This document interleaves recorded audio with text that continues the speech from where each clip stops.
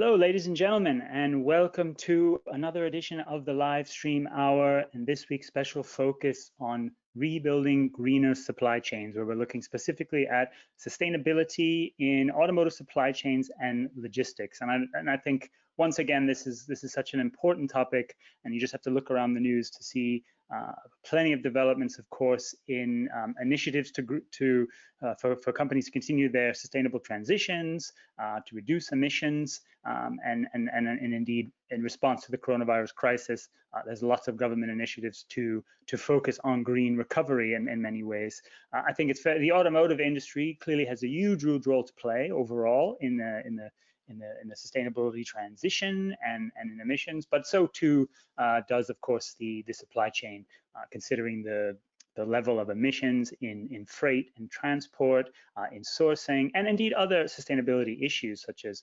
visibility, fair practices, fair labor and fair trade, and practices. There's a host of things. In particular, we're going to have a lot of focus today on the green side, reducing emissions and pollutions, but we'll touch on those other issues as well, including looking at how the coronavirus crisis might be influencing, shaping the changes in sustainability as we go ahead. And one thing I think we often say, we know we're in a global health crisis and pandemic, which is unleashing a financial and economic crisis, but it's important not to forget that underneath it, possibly even bigger than all that, is a climate crisis, and we all have an important role to play on that. So that is very much kind of where we're starting with today. Again, welcome to everybody in our global audience who join us each week. Before we kick off, I wanted to just say a quick word of thanks and recognition to our partners in the live stream hour and the Automotive Festival of Transformation, which we've been running over the past months and continue to run. C&W Courier Network, HAL, Horizon Auto Logistics, Inform, a new partner for us, Kuehne and Nagel, Proact International, and Fract Logistics Solutions. They're all highly specialist providers in the automotive supply chain, in logistics space, and please do find more information about them on our website and theirs. And indeed, many of them, Kuehne and Nagel, are very focused on the sustainability topic, so very relevant to what we're talking about today. A quick promo, if I might, just for a moment, for all of you who continue to join us every week. We've got a lot more coming at you across the ongoing season. I just wanted to highlight that at the end of the month we have our much vaunted and anticipated season finale with some highlights there, which we'll talk about at the end of the show, but I wanted to just prompt it. And also with this link that I'm about to send you, we need you to just, it's free, but if you wanted to join, just sign up for that in advance, and we can already start planning for that. So hope many of you will join us then. As you can see, we've got some great content lined up to carry on what we've been talking about throughout the season. Now, on to the matter of the day. I'm really excited by our panel of guests and experts whom we're going to be hearing from. We'll first have a presentation from Dr. Heike Schulze, who's a coordinator of Drive Sustainability at CSR Europe, and really having been involved in some important programs for the OEMs and suppliers in the automotive trucking and a space to work together to reduce emissions and on sustainability topics. So we'll hear more from Heike very soon. Michael Maas, who's the Global Sustainability Solutions Manager for Sea Freight at Kuehne and Nagel. And again, we're being able to get some very practical insights into what's happening on the ocean freight side, and specifically on some net carbon zero emission targets and programs for Kuehne and Nagel. And also joining us for discussion is Dr. Payam Dedari, Professor of Sustainable Logistics at the University of Applied Science, Stuttgart. Payam, who's had a career in the automotive logistics and supply chain area, and is now very focused on obviously the green sustainable side. So really interested to hear his perspective as we go. As ever, please ask questions throughout, and we'll put them through our audience. Here you can see again how we'll run the show. We'll hear first from Heike, as I mentioned, Kuehne and Nagel, and Payam, and we'll have plenty of time for Q&A. So just keep them coming, your comments, questions, experience, and we look forward to engaging with you on them. So As usual, we like to start off the live stream hour with some snapshots of what's going on across the global industry, not just here on the sustainability side, but the continuing developments. And we have so much to get through today, so I'm not going to dwell on this for too long, but just a little global tour. We obviously saw the June results, and it's quite mixed depending on how you look at it. Europe sales down, depending on market, between 25-35%, about 25% across the region. That is a big improvement, if you like, from May, and there are some signs of recovery, but clearly this is a very depressed market, and whether that recovery continues is still in question. But we do see some signs of hope. France moving into positive territory, driven by some incentives. Those incentive programs also being rolled out, and others. So some hopes that could continue. And the green shoots I referred to there are also that the EV and low emission side in Europe at least does have some momentum, and not least thanks to the incentive programs being put in place. So we could see a speeding of that transition, but there's still many worries across the supply chain given the job losses and under capacity utilization. So lots of issues there that you don't have to dwell on for you too much. We see some more structural changes, whether it's Daimler selling the smart factory, and obviously there's some rumors there of a startup that will buy that, and ongoing transformation of production, whether it's Volkswagen converting its Emden factory or BMW adding electric motor production in Dingolfing. This does continue alongside that. So there is a lot of transition underway. US market, similar numbers, lots of questions about what the spike in cases will mean to the market there, and tighter restrictions in key markets like Texas, California, Florida, etc. could put a recovery on hold, but still the inventories are very low. We see instances of vehicles literally being sold out of the logistics chain, especially for segments like pickup trucks. So that does continue. We also see some movement on the used car side. So and obviously the rail and logistic networks turning back on. So it's a mixed picture, and everyone is watching to see whether that continues the way China did, as we saw which moved into a third straight month of pretty healthy rises. You know, moving in something of a V shape there. Still very unclear if Europe or US have much chance to do that. So these obviously have big implications for the supply chain. You see the numbers there as well: Japan, India, Brazil. These are all improvements from May, but whether that momentum continues is still very big questions. Let's come on to our topic for the day. I'm not going to go through all of this in huge detail. Just wanted to raise some of the drivers in sustainability that we see in the supply chain. Clearly, there's a huge regulatory factor here, whether it's emission targets, regulations in transport, the IMO low sulfur for shipping, obviously the Paris Climate Agreement, and first and foremost, a lot of this is driven top down. There's lots of technology aspects that we see happening across the sector. So not just the electrification of passenger vehicles, but clearly alternative fuels and powertrains in trucking, in shipping, and other parts there, which we see more investment in. Digitalization, connectivity, these are often inextricably linked to sustainability and present opportunities which to reduce emissions, whether that's eliminating empty transport legs, for example, reducing energy and waste, and now perhaps taking advantage of investments, government incentives and investments to renew fleets. And as I mentioned earlier, can we have a green renewal? But I think the question comes down to whether companies are doing this to reduce cost.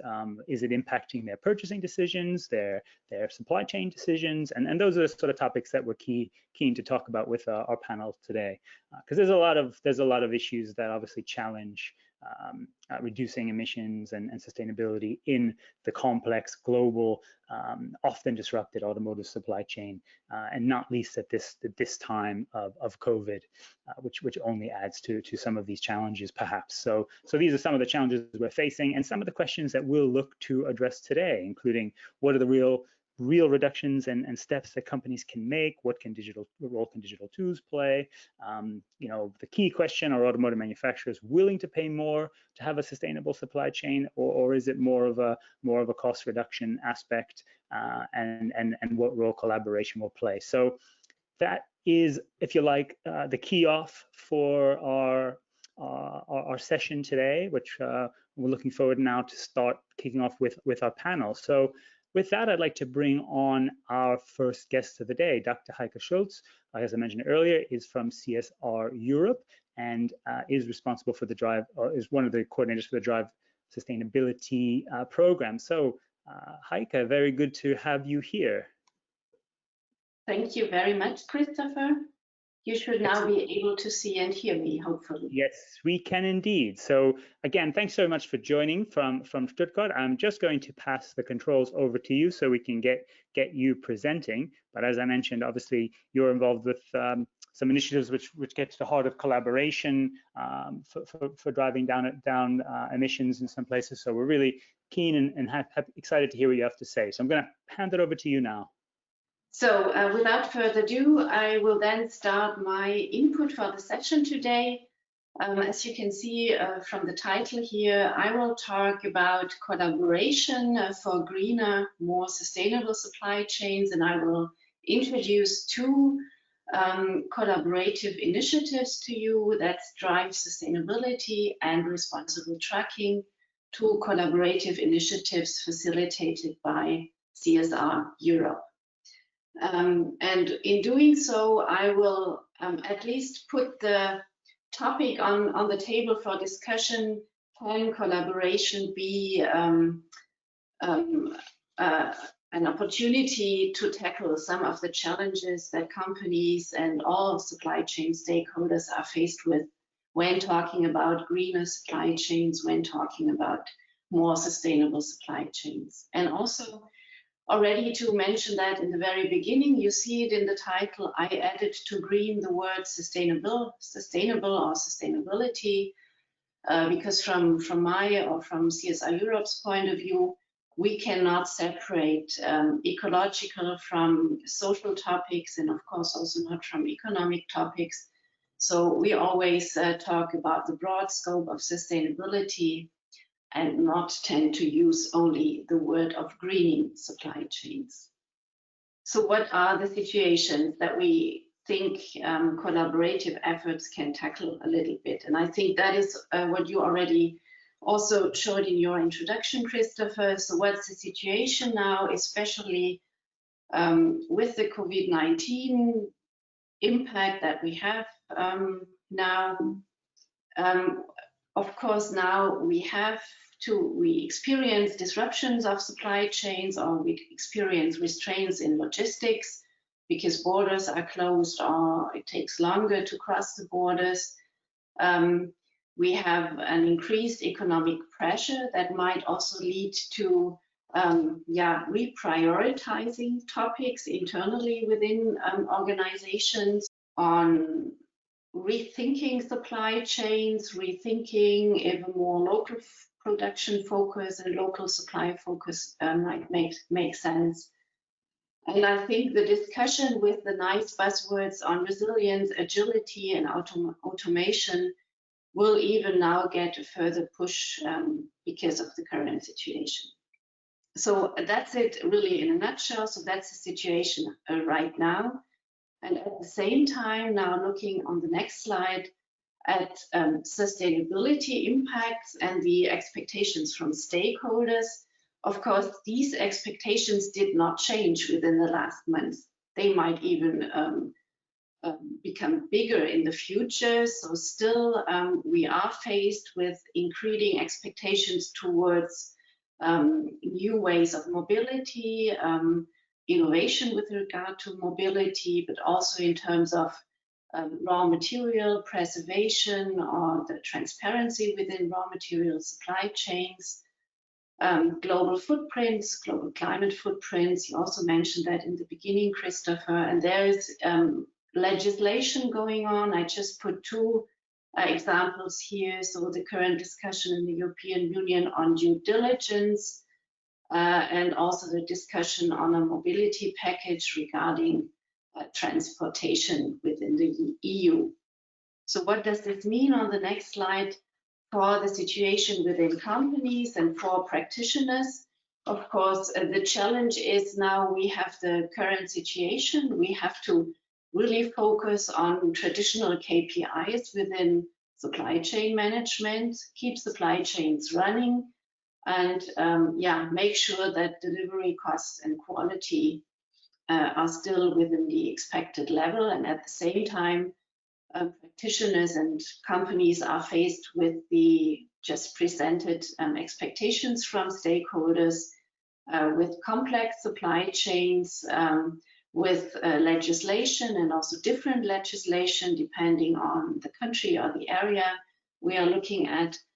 And at the same time, from an organizational, but also from an individual level, we have limited resources and knowledges within companies, also maybe depending on their size, maturity, and position within a supply chain. So, and that leads me now to the next slide.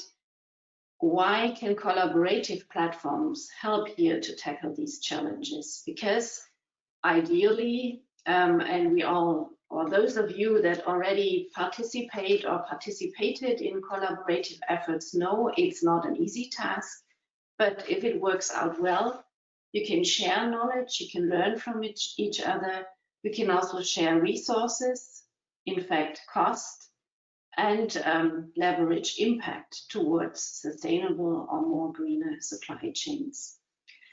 And as mentioned in the very beginning, I will now give you a very short insight how Drive Sustainability is working on this, and also how Responsible Trucking is working on this. So first, on the next slide, who is Drive Sustainability? Drive Sustainability is an initiative of 11 automotive OEMs. You see the participating OEMs on the right-hand side on the slide. The initiative was initially, I think, funded more than 10 years ago. We started as a rather informal initiative, and it became the more and more mature, and now it's being facilitated by CSI Europe. And the purpose of the initiative is to drive sustainability throughout global automotive supply chains.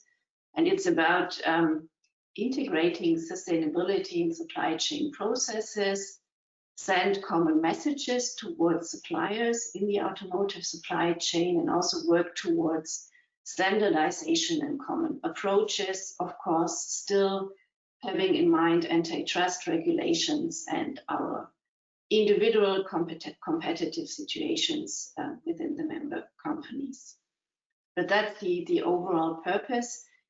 And how do we do that? So on the next slide, you see, of course, in a very rough overview, our approach. And I think the approach is not a surprise for all of those that are involved in the implementation of sustainability strategies within organizations. So we started with giving direction for supply chain actors. We have common guiding principles, and we also have a common strategic direction. And to measure this and to roll this out into the supply chain, we developed the self-assessment questionnaire that is rolled out to suppliers individually by our member companies. And we also work on information for our supply chain partners. For example, in 2018, we issued a raw materials risk assessment report. And finally, because compliance is nice, but it's also a question how to support supply chain actors to become more sustainable. Impact is a key word here. We do common supplier trainings in different countries around the world, and we also try to get engaged in common projects to finally change the situation on the ground, which should always be the overall purpose. Not only have due diligence cross or check marks, but also have impact and change towards sustainable supply chains. Maybe just a short look at the sustainability strategy that I was just talking about. On the next slide, you can see here, and I'm also looking at the timing and therefore just skipping a little bit, but you can see here what we are working on, what our main ambitions are. raw materials, of course, for the automotive industry, interesting workforce well-being, carbon neutrality, and a circular value chain.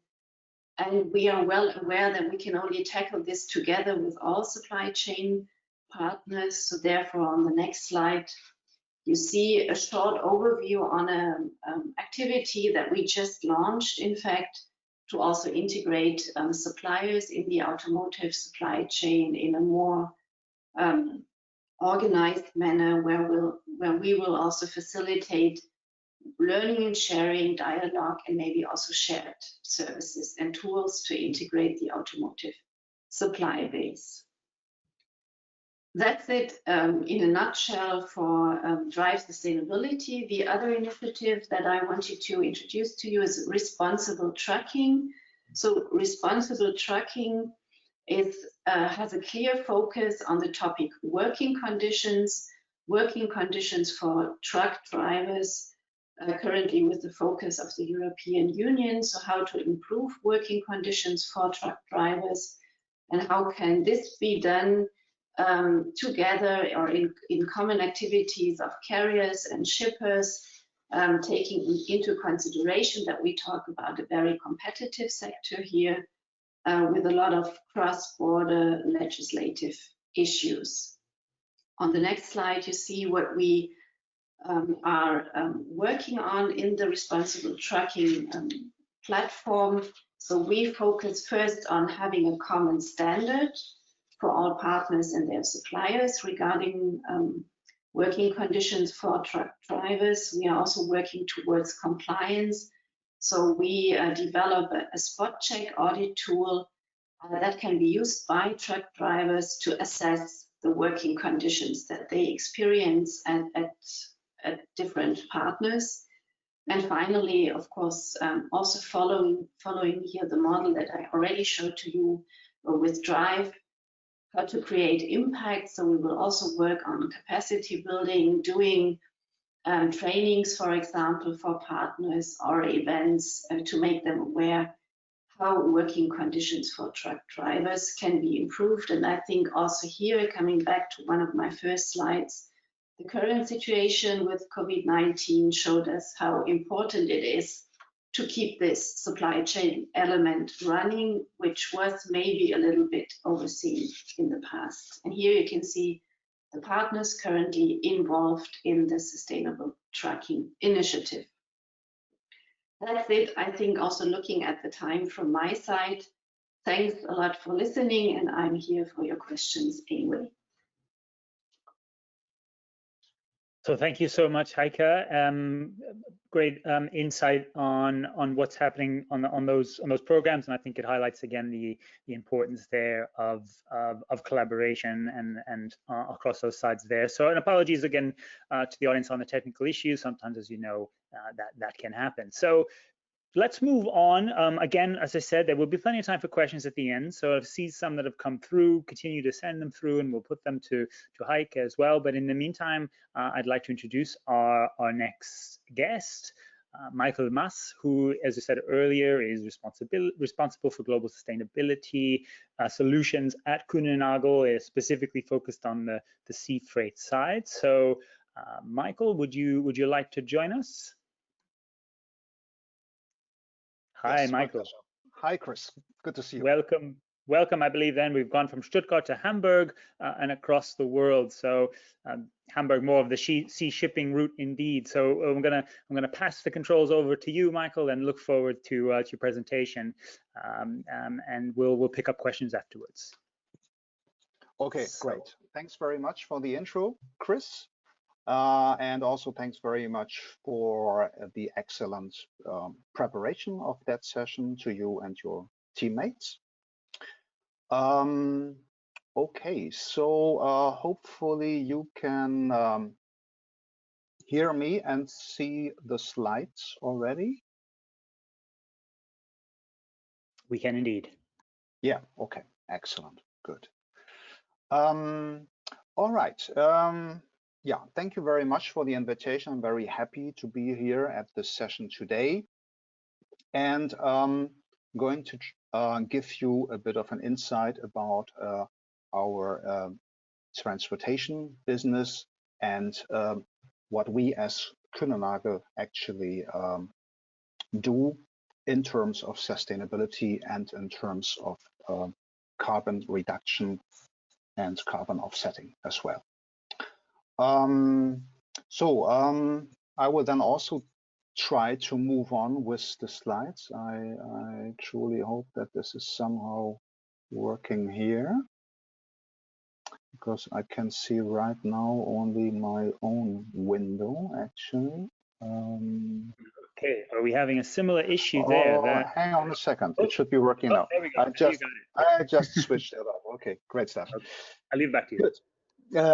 So let's get started on this. Kühne has been involved in sustainability measures and also environmental options for many years, actually for decades already, when that was not yet on top of every newspaper's headline, basically. The latest program we have launched actually back in September last year is the Net Zero Carbon Program. And the Net Zero Carbon Program consists of both our very own target settings plus transport-oriented solutions. First, let me start to give you an insight about the bigger picture. If we talk about the global emission footprint of roughly 35 billion tons annually, we have to notice that the transportation sector takes a fast portion of that. And out of that transportation sector, also the trade-related transportation representing roughly 8%, means that this is indeed a rather, let's say, large share, I would say. The good news is that this is a portion, or if we get something going on that, then we can really achieve a lot. A quick overview about the transport modes. As you might know, Kühne as a logistics provider is involved in all kinds of transport modes. On the left-hand side, you can have a quick, or you can see a quick overview of the transport modes in percentage. No big surprise, of course, on the road segment for trucks and cars, it's a huge share. On the right-hand side, we now drill it down a bit on the specific mode. On the right-hand side, where you can see the plane, that is basically reflecting the emissions, which is also roughly 1 billion tons annually in that segment, out of which 81% counts for the passenger operations only. And then we have the part segment of the belly freight plus the dedicated freighters with 8%. On the bottom of that slide, you can see the sea freight segment of that. Also on sea freight, and as you might know, sea freight transportation, when it comes to moving goods from A to B, represent roughly 90% of the worldwide transportation in terms of volume. So that's a huge chunk, actually. Also on sea freight, we talk about roughly 1 billion tons of CO2 emissions, out of which the container shipping industry is good for roughly 23%. Getting on with the Net Zero Carbon Program of Kühne + Nagel, we are giving you a bit of an insight about what we are actually doing ourselves. So here you can see the scope definitions 1, 2, and 3. Knowing that, of course, Kühne + Nagel is not an industrial company, it's not a producing plant. The scope 1 and the scope 2 are the scopes where we have less emissions actually than for scope 3. So scope 1 and 2, direct and indirect emissions, we are accountable for. To give you a reference, based on 2019 sustainability report, we had an output of 311,000 tons on that. Whereas on the scope 3, and here we come to the transportation segment, the emissions created by airlines, by shipping companies, by trucking companies who act on behalf of ourselves. So that means the other indirect emissions by non-company controlled sources our emission footprint on that is as much as 18.4 million tons. So that is 60 times as much as for the scope 1 and 2. And again, that is, of course, a lot of emissions to work on. Basically, in order to achieve this, we have to look also a little bit ahead in the future, but without losing any time. The point is that when you talk to airlines or when you talk to shipping lines, how are we going to achieve, for instance, in regards to the shipping industry, a zero emission vessel? There is no zero emission vessel existing for big ships like the container shipping industry. So we are in a transition phase here right now, trying to find ways for new technologies. You might have come across a couple of these things already, like hydrogen, ammoniac, methanol, all these things. You can see this example on the right-hand side. That's a big container freighter from CMA CGM as an example, which is run by LNG technology. Environmental friendly, yes, but challenge is that while the sulfur emissions are basically almost entirely eliminated, CO2 still remains by a factor of 80 to 85%. So also this, to give you an example, is unfortunately only a part and a temporary solution. On the left-hand side at the bottom, you can see a couple of initiatives where we as Kuehne+Nagel are directly involved. Part of that is that Getting to Zero Coalition, searching together with BCOs and with shipping lines for ways to make that zero emission vessel happen rather sooner than later. So a very vital part of the whole story is, of course, the visibility, because only then we are enabled to take respective measures in terms of CO2 reductions. And we have put forward here a little example for you. Kuehne+Nagel runs a program for its customers called Sea Explorer, and next to several other features, the Sea Explorer enables us to look on behalf of our customers for the most environmental friendly solution on the respective routes. You can see here this example, hopefully still visible, Ningbo to Rotterdam, one of the major routes, Asia-Europe, where we have the same route, the same distance, but we have two different services. And by choosing the most environmental friendly service, you could already proactively save as much as 43% on emissions. Not, of course, on every route, not on every port pair, but this is, of course, an example. And it does not necessarily mean that the more environmental friendly vessel is slower or less reliable. In this example here, it is even 9 days faster and is classified by our own methodology as more reliable. So this proactive action, which we can offer our customers, is probably the best argument to fight, this phrase of greenwashing, where sometimes people come across and say, well, basically, if you do nothing but just start offsetting, that is what some people call the greenwashing, of course. By doing this here, I think this is the best point to fight that argument, actually. So the offsetting, and that is also part of the truth, of course, is still a part of also of our program for our customers, because when you look at the example I just showed you with the 43% saving, it still means that roughly 60%, even on that very positive example, remains as a carbon footprint. And in order to achieve carbon neutrality, we offer our customers then also respective nature-based offsetting programs, which enable our clients to become fully carbon neutral. And on the right-hand side, maybe Christopher is giving some hint for this later on. There is this partnership on Malaysia.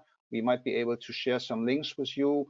You might have heard about that. The skipper of that is Boris Herrmann, Hamburg-based skipper. he was the guy who brought over Greta to New York a while ago to participate in the summit there.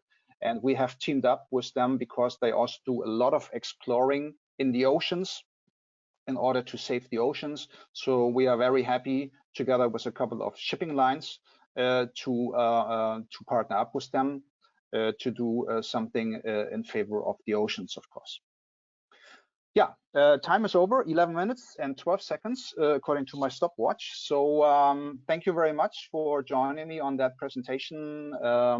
And I would then hand over back to Chris. Thank you, Michael. That's as precise as a container shipping schedule, I think, right? So thank you so much for that excellent oversight, insight, statistics, and sharing on those programs for zero emissions for Kuehne+Nagel. That's and shipping. I think is very relevant to our audience, considering the role that ocean shipping plays in this sector as well. So we've had some questions come in. So what I'm going to ask is that you can come back in around 10 minutes or so after we speak a bit with Payam, and we'll go through some of them. But thanks again for sharing that. Thank you very much. And as Michael alluded to, you should have all received it in the chat. The Kuehne+Nagel sustainability support is available. Hello, Payam, you beat me to it. Available in the handout, and also the link on the Malizia is also there too. That brings me to our next guest, who has also joined us, Dr. Payam Dadari from the University of Applied Science Stuttgart, Professor of Sustainable Logistics. So obviously very relevant to what our discussion is here. Payam, thank you so much for joining. First of all, thank you very much for inviting me to here, and hello to everybody. Yeah, indeed. And some of you may recognize Payam from previous, when he worked at a pretty major tier supplier and diversified in Stuttgart. We can guess which one if you can't, but so obviously interesting to see that move into academia and into this specific area. Payam, I thought, can we just start maybe reflecting? We were just hearing about some key initiatives on the drive sustainability, so the collaborative efforts there, and also on the ocean shipping side. I know that you're looking at a number of studies at reducing logistics and emissions. What would some of your initial comments be on the key steps that should be taken there, and some of the programs we're just hearing about? I mean, right now, what Heike showed, and what we saw also from Kuehne+Nagel is, they're great things what they're doing. So they enabling, the companies, and they're driving it by themselves. The question is, from university side, how we drive, the whole society right now, and we see that, I would say, since the 70s, we know that something happened with the nature. And the question is, what are we willing to do, and what are we are driving right now, Christopher? And what I recognized from different companies, and not just automotive sector, there is very often there rise the question, can we or are we willing to pay for that? Okay. So and this is a discussion that of course I understand on one side, because a lot of efforts that are done like this offsetting, they cost a lot of money. So, but I'm not 100% sure if we stay on that question, if we really are driving and as fast as we need to drive it. For example, there's a lot of companies that saying we will be CO2 neutral in 2050. Okay, also in scope 3. For a logistics service provider, scope 3 is tremendous important. But if they've done it in scope 1 and 2, it's great. But in 250, the manager that announced that he's probably not there anymore. So now we're coming back to the question how we can drive it. And I think there are two, coming back to your initial question, there are two ways from my point of view. First one is customer behavior changing, but as you know and as I know, this is very difficult. You can do it with if you make it transparent with measurement. Let's talk about maybe later. But a good example is how you eat meat. Everybody knows that there is some problems regarding that, but we still, not focusing on maybe eating less meat or paying less or something like that. So changing the behavior of the people will be difficult. The other thing is regulations. And believe me, I'm right now 1.5 years as a professor. I'm not a fan of hard regulations. I would love to drive it by myself, but I can see in that point of view, if you really want to have a change, then we need maybe a regulation that support us to drive this. And a good example for that, if you remember, was when we have the ban of cigarettes, for example, in Europe.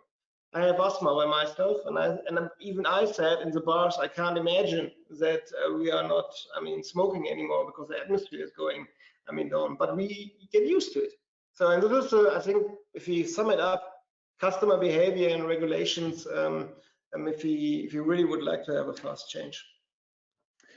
To that point you made, the key point there around, are we willing to pay for it? And you've obviously been in automotive supply chain and logistics. Do you see many signs from the studies you and your experience that at this stage on the business-to-business side, companies are more willing to pay for greener supply chains, logistics than pay more as opposed to just save on where it's efficient and where it's cost saving? There's always not, one thing what you can see. You always see a lot of different things in the market. One thing that I recognized was when you discussed, right now with COVID-19, a lot of companies comes up and said, okay, we need maybe to shift everything regarding sustainable supply chains. This makes me, of course, by personal very sad. There's another group of companies that shows a lot of activities, but and shows as well a lot of figures. But every figure that you see, you have to really be conscious about it. What is exactly behind it? How does he measure it? What was maybe the assumptions regarding that? Because if you just change maybe 1 or 2% in the assumptions, we have done studies in the sensitivity that you see that the result is changing by 10, 20, or 25%.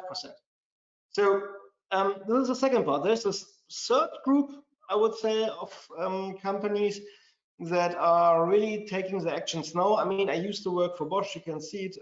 So I have a very big relationship still to Bosch because half of my friends are there. They announced to be CO2 neutral by 2020. And yes, this is this year. So doing it, of course, on the one side with a lot of, paying a lot of money of offsets, but they're working also on it to not just to using the measurement, not just the reporting, they're using it right now also for controlling. So they, with all the databases and all the information that they are right now forced together to get it, to have a, I would say profound CO2 measurements, where there's also probably some improvements to do, like always. They are identifying, patterns in this 2-3 billion points of data sets that they have, and where they can see, okay, there we can maybe have a higher utilization, there we can do that, and so on and so on.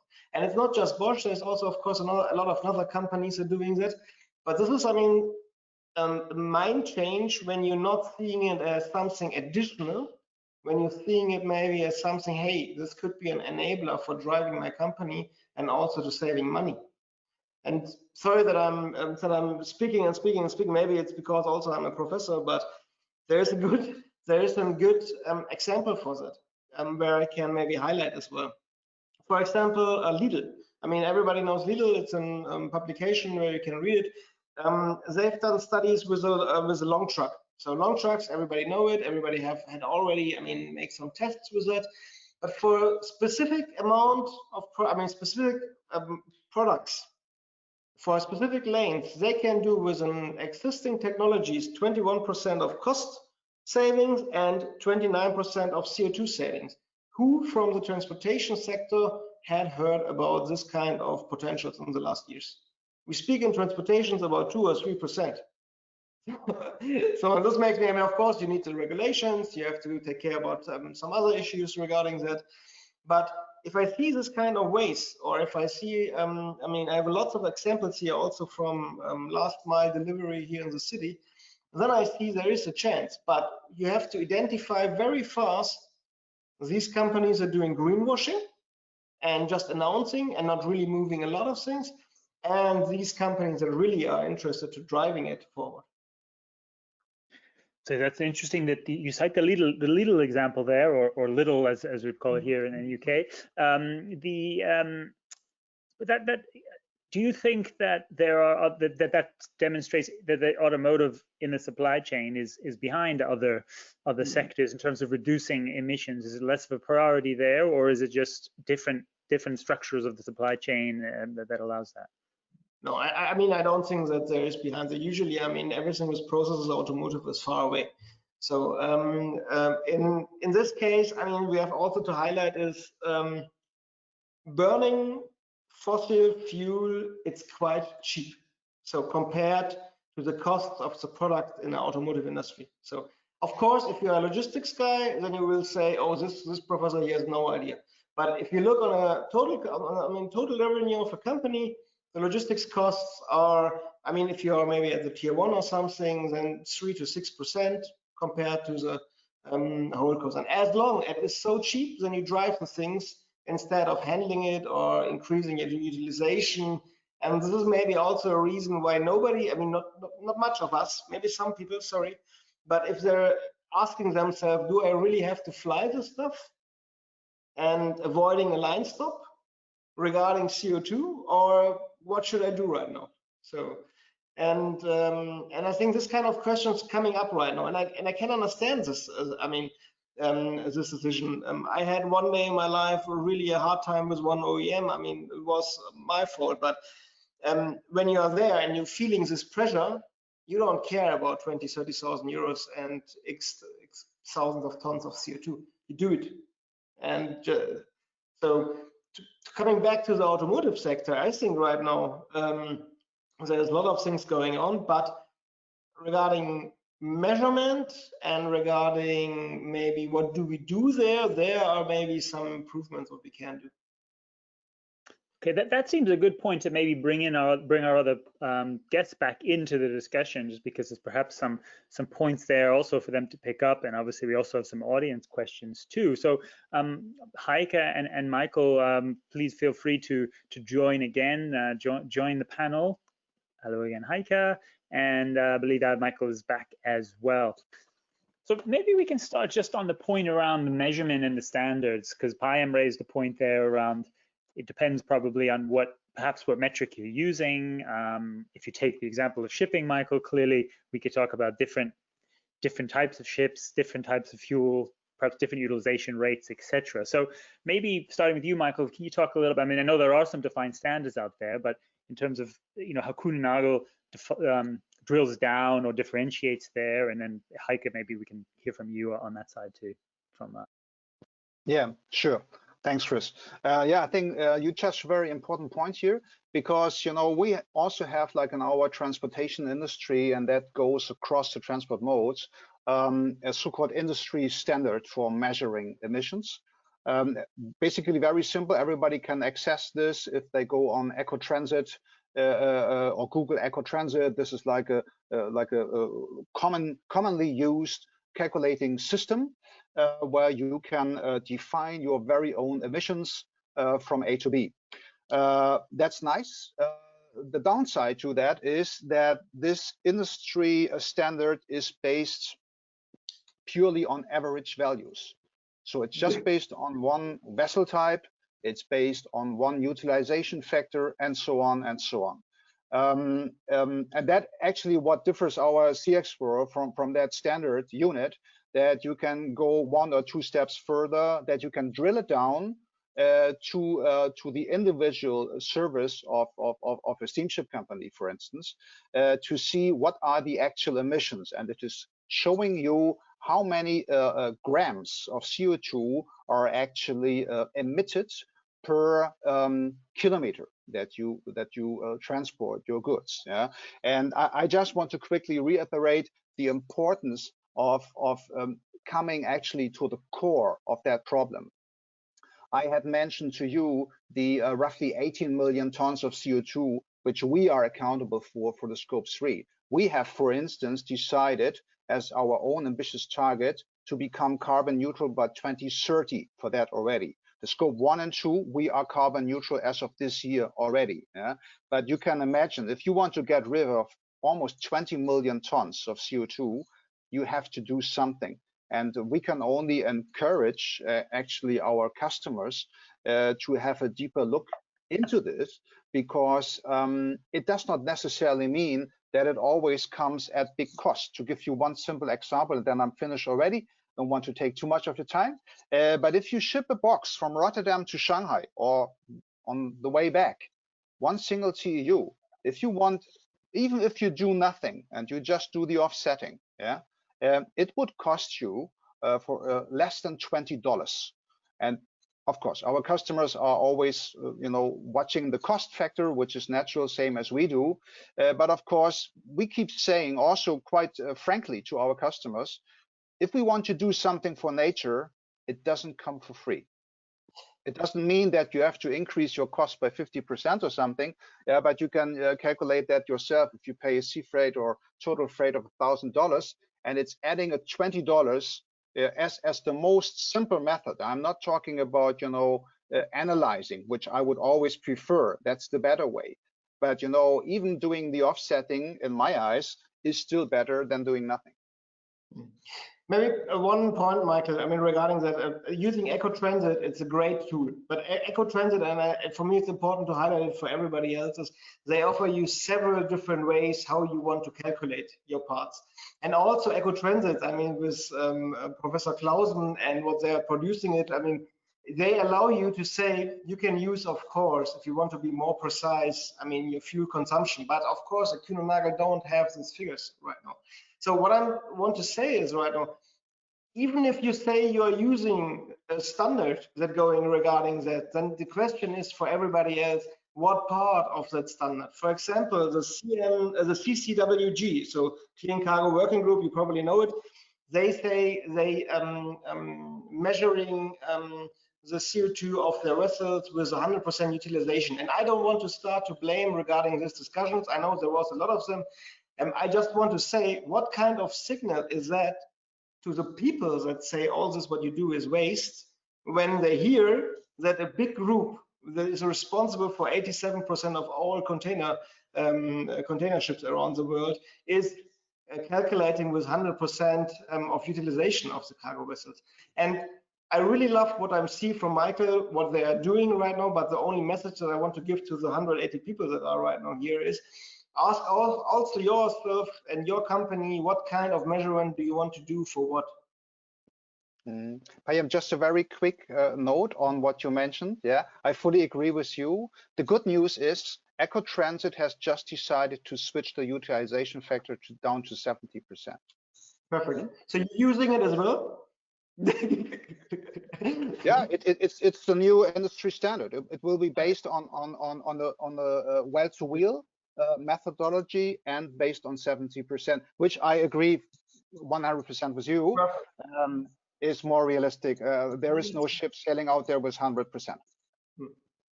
Excellent. Well, I think that just raises obviously the importance of looking at carefully the standards, and it's great to hear that there's an adjustment and a reality around us so that we can make decisions based on the real emissions, or as close as we can to that. Heike, just from your side, obviously, because you're also working in coordination with OEMs, the standards that you set and use, are they agreed? Are they shifting like this? Do you identify some similar challenges in coming up with KPIs from that side too? Yes, of course. And I think the challenge is, and we heard it already from my other speaker colleagues here. I mean, now we see companies coming up with very ambitious goals, individual goals. And now, as you can imagine, in a common initiative, I mean, we have a competitive element, but we also have a collaborative element, because these competitive individual goals can only be reached if the entire supply chain follows a certain standard, or is willing to follow a certain standard, or, for example, provides KPIs that are comparable. And that's the issue that we really currently need to tackle. So how can we bring this all together to work on common standards, involve also supply chain tiers or other actors here to make this all comparable? And I think that is the situation that we are faced right now. with this competitive element, which I think is good because it really promotes activities, but with this competitive element with a lot of members and also tier 1 suppliers announcing we want to be emission free by within a certain time frame. Excellent. So we've got a number of questions here that I'm going to get to. There's one other point that I wanted to sort of raise. Payam brought this up. He talking from his experience at Bosch when a line is at risk of going down, and obviously the pressure comes, and in a way it's, you know, do anything it takes, I guess would be the way to describe it. I guess just a question of, given you know, the experience from you, Michael, and Payam, I'm sure is also dealing with the automotive industry. There is a lot of variety in the supply chain. Schedules change, production plans are not as, you know, routine as they might appear. There's so much variation.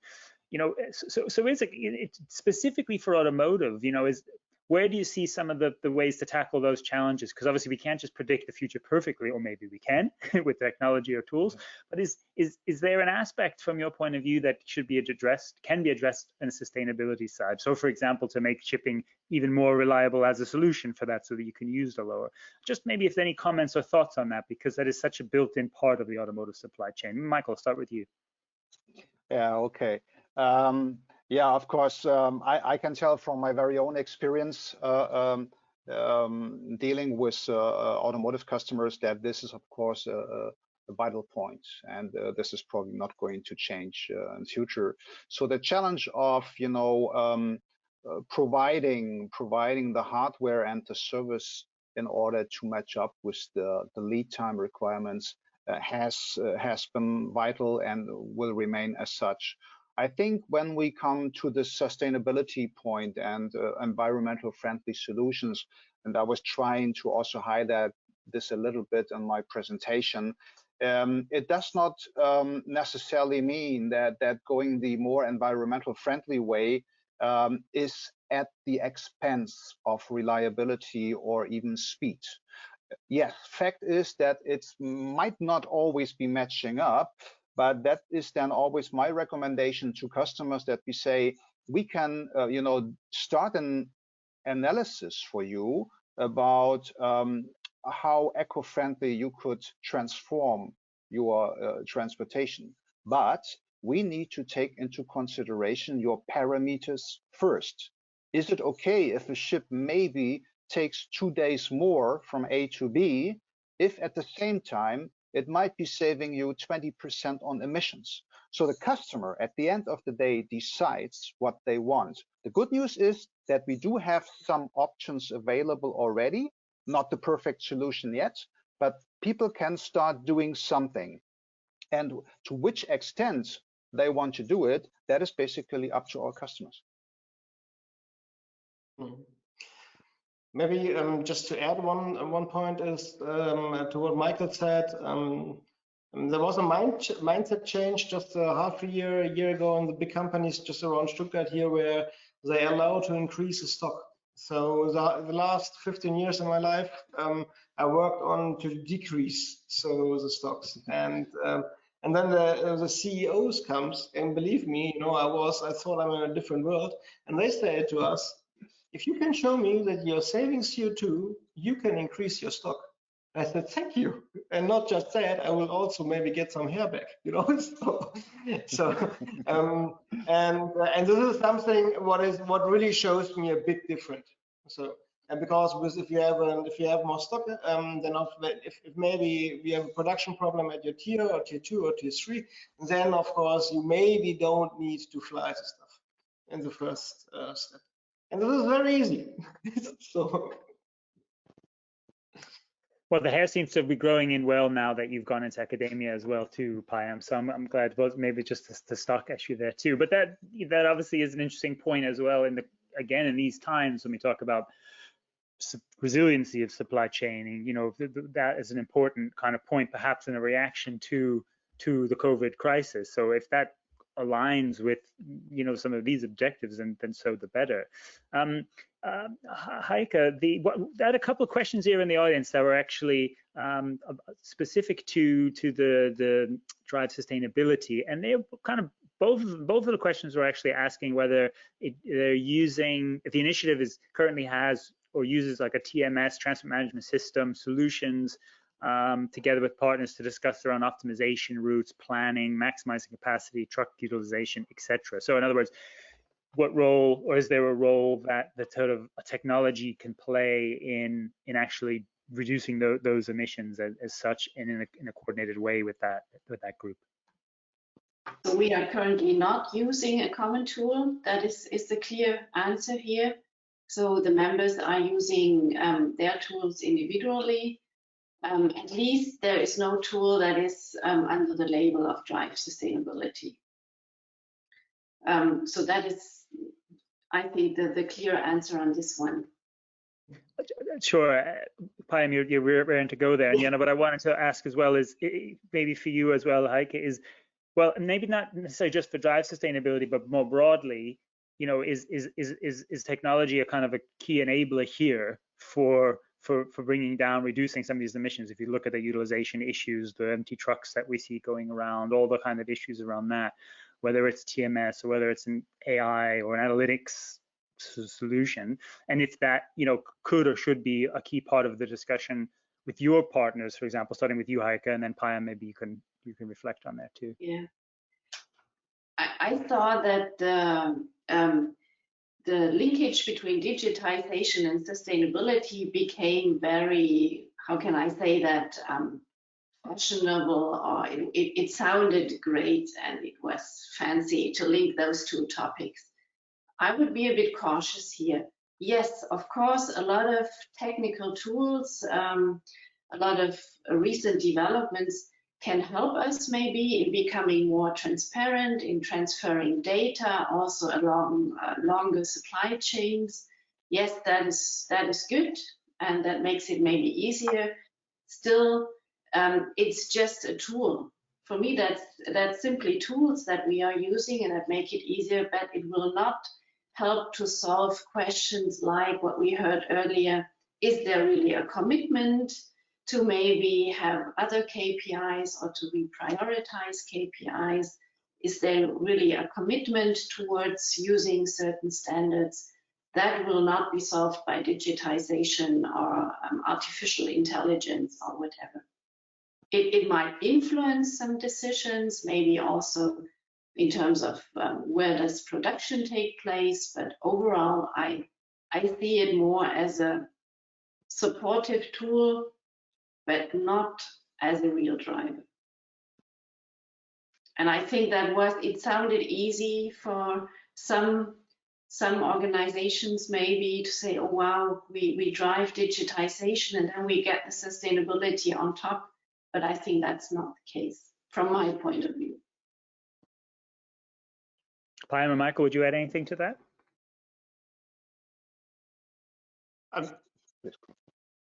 Just one sentence, because Heike, thank you very much. I mean, 100%, I mean, really underline that what you were saying. Tool will not solve your internal problems. So, and don't buy a new tool. Ask yourself first, have you done your basics? And if you've done your basics, then of course, then you can go and buy a tool. When all your organization is enabled, everybody knows where you want to go. When you have the data sets, then you go to your logistics service provider or to an consultancy, and then you buy yourself a tool. Yeah, I also agree on that. Okay, cool. So everyone's agreed. Technology is not, there's not the panacea here. I'm sure it can help, but it's not going to fix it all. Maybe it's also worth noting, I mean, I think in the new EU kind of goals and standards, there's also a clear link also made, right, between digitalization, connectivity, and greening. But clearly, as you say, this isn't it alone. We're starting to run low on time, but let me turn to maybe one of the last questions here, because there's quite a specific one as well for you, Michael. Is Kuehne+Nagel placing a focus on ports and terminals using optimization? Here we are again, perhaps on some aspects of tools to reduce overall movement of containers, as well as sort of looking at electric-powered straddle carriers and equipment. So I guess, are you factoring in your sort of net carbon and goals, looking at the sustainability measures that the port providers, port authorities, and etc. are also using? Yeah, okay. In this regard, we clearly have to say that we are, you know, a logistics company, but not the owner of the hardware. So any measures which are taken in terms of port choice, for instance, more environmental ports, or certainly like electrification of straddle carriers on the yard, that is up to the carriers or the consortia nowadays, more or less, because there's hardly any single carrier on the major routes sailing by themselves.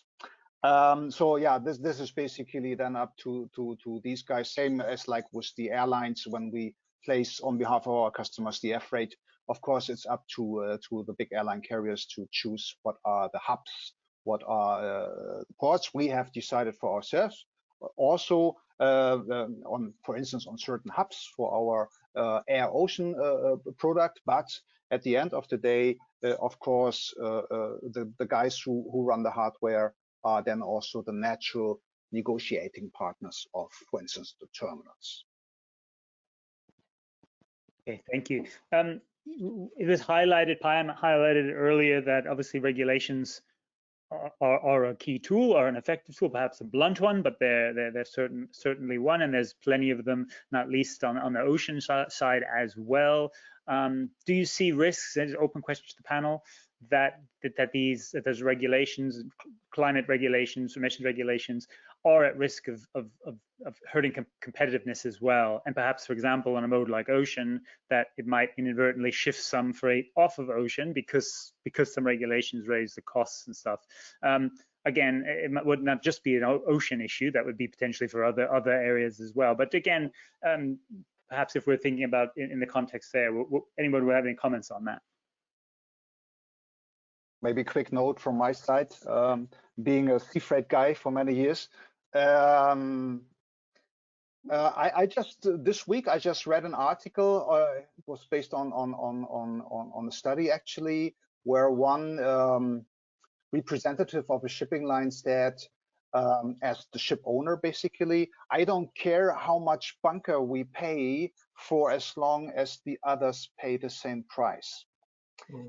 Well, that's kind of a bold statement, I would say, and I think it's maybe only half true, because yes, this statement was based on the focus of competitiveness, but then there's also you know, the flip side to that is, of course, at the end of the day, the customers, the shippers, do care how much the bunker is.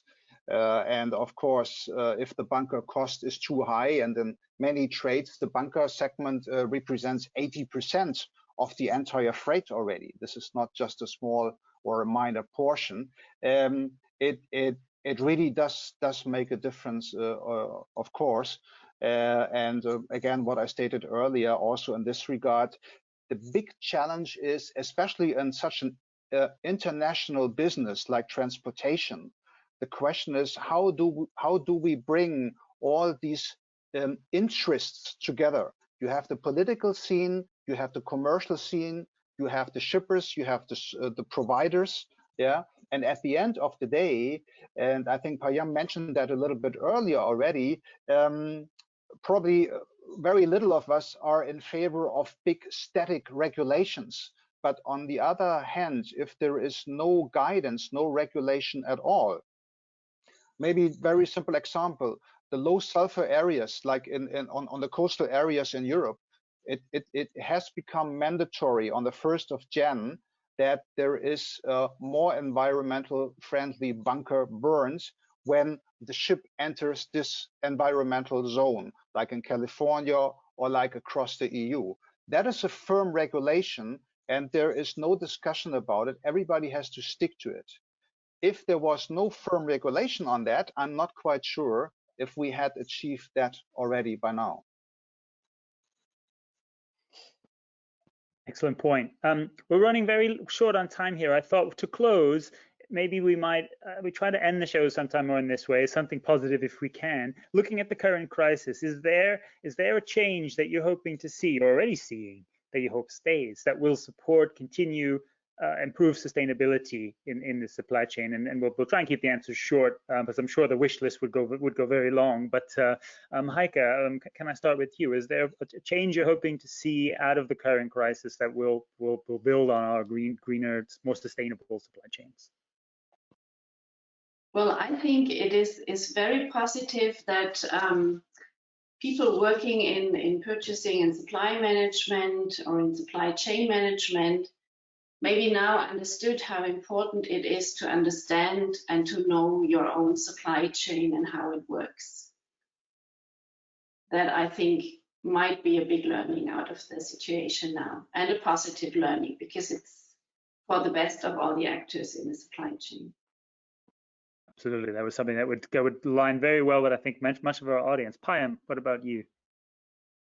I mean, my hope is that you maybe rethink if you really need to, I mean, buy every screw over the ocean. So maybe this could be a question of stronger localization, but this is more in hope. I don't really believe that this will change. I don't say, and please don't believe that I'm this kind of guy that say just buy local. I know that this does not work, especially in the automotive sector.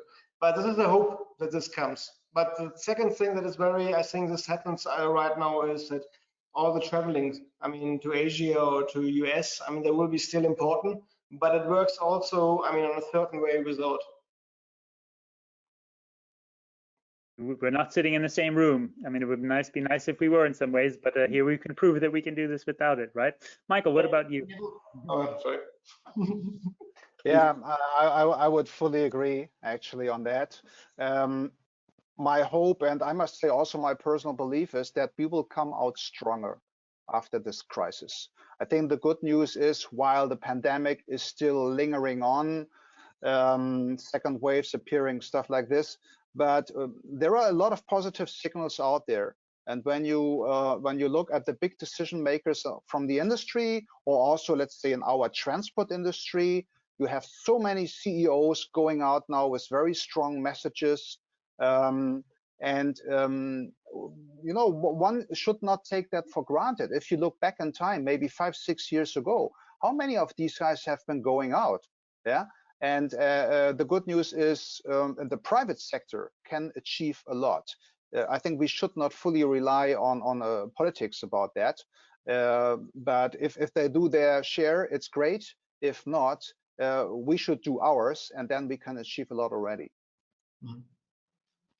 Excellent, very good point, and that's certainly part of what why we put together and hope to hear on panels like this, exactly to learn what this audience, people in the industry, can do together through initiatives like Drive Sustainability, and initiatives like those of Kuehne + Nagel, and indeed the many topics that Payam was addressing on there too. So thank you very much to you all, Heike, Payam, and Michael, for your great contributions today and insight. Very appreciated.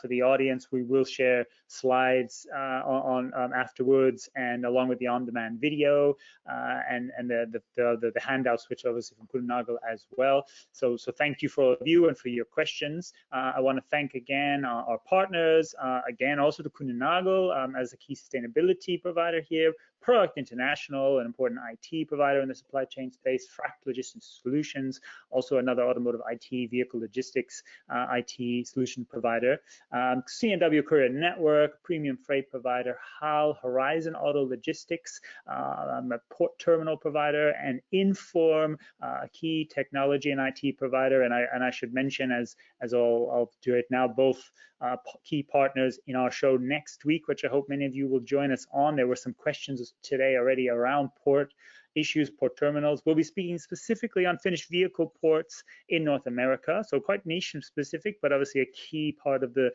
outbound supply chain. So join us next week. We've got some great speakers and partners and more to confirm on that.